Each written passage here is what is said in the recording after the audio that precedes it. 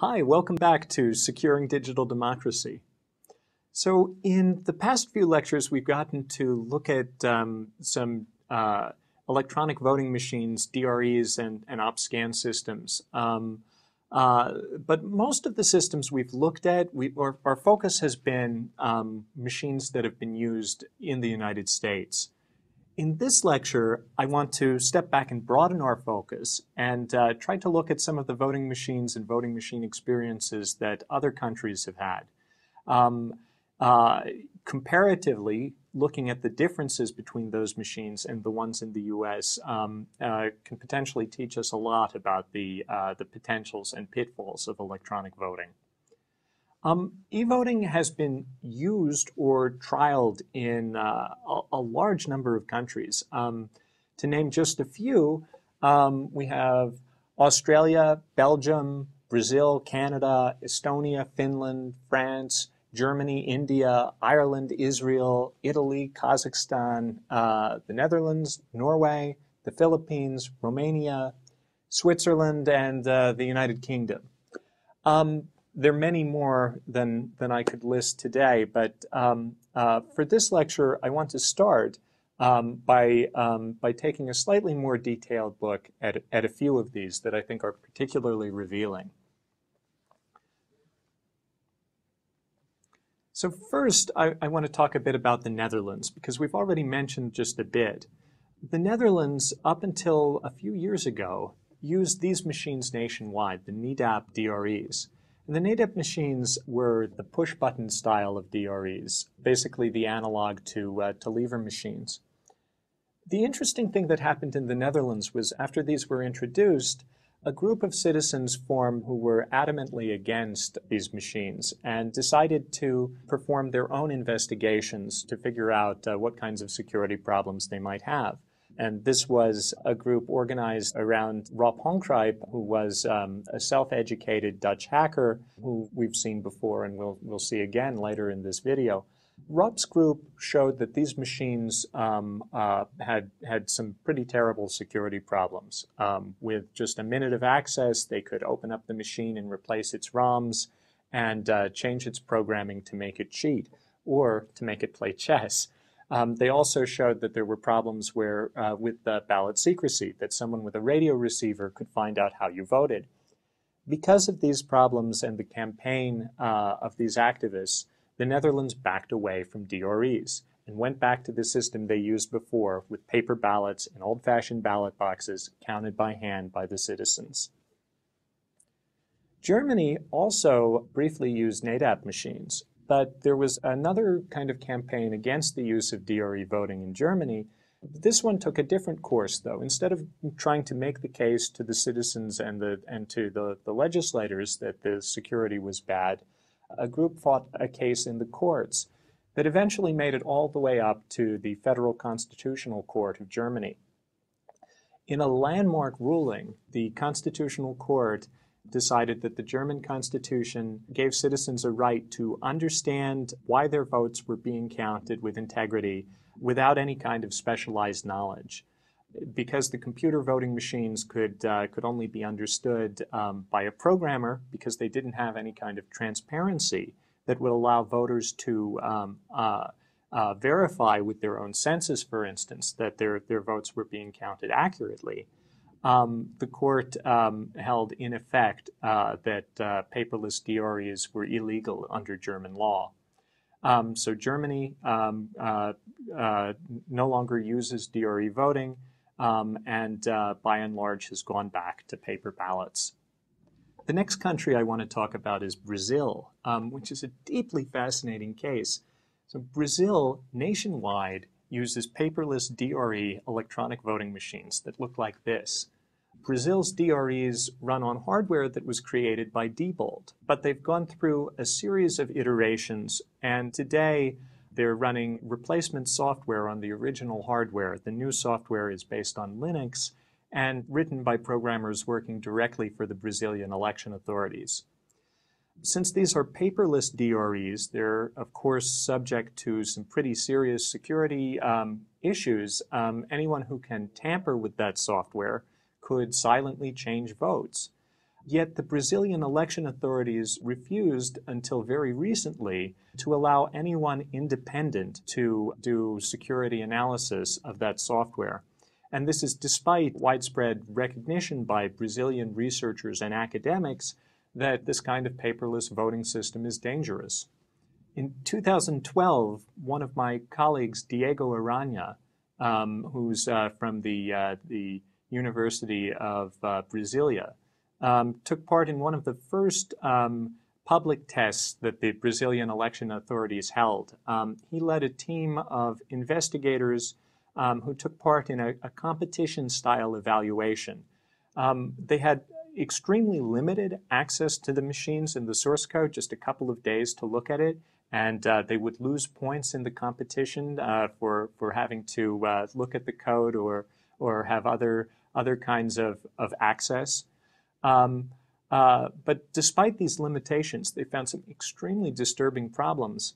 The main thing that they found was that because of a problem with the way the machine tried to randomly store votes in a mixed-up, shuffled order, they were able to go backwards from the results to figure out how each person voted in order.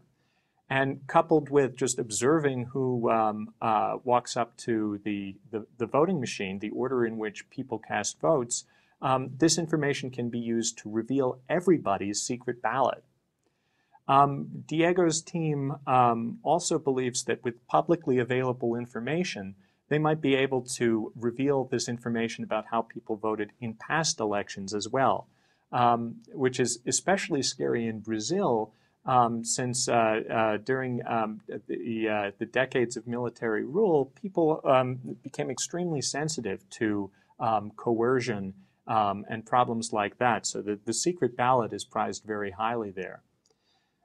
Despite finding these extreme problems that really reflect that the quality of the software in the Brazilian voting machines is extremely suspect, Diego and his team ended up with a final score in the competition of something like 0.004 points out of 400. Still, they won the competition.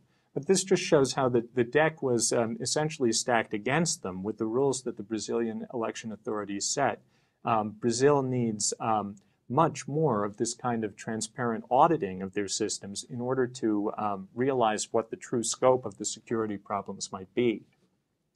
Brazil is also interesting because they, in a sense, slid backwards. They added paper ballot, or they added a voter verifiable paper trail to their machines for a period of time, and then decided to get rid of it because the election authorities cited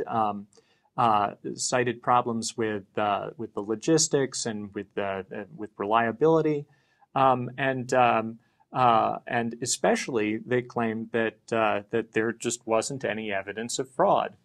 Now, this is something we might expect that there'd be no evidence of fraud because they only actually installed the paper trail on about half the machines.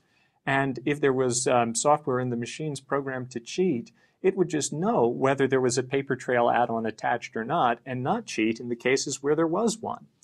I think Brazil should seriously reevaluate this decision.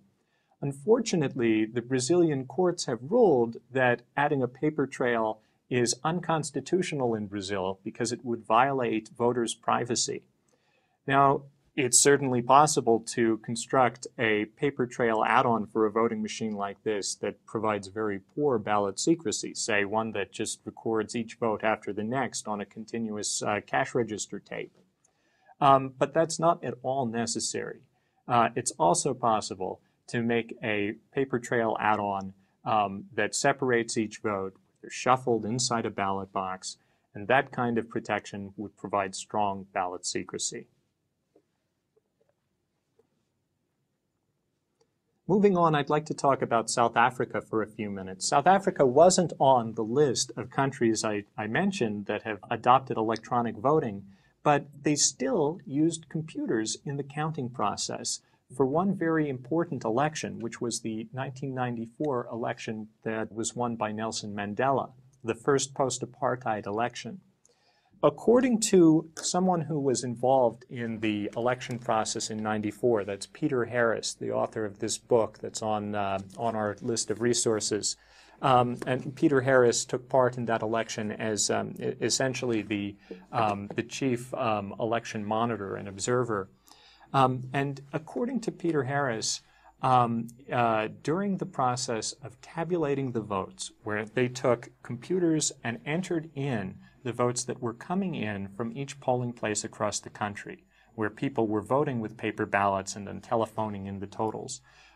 During the process of tabulating the ballots, they noticed a problem.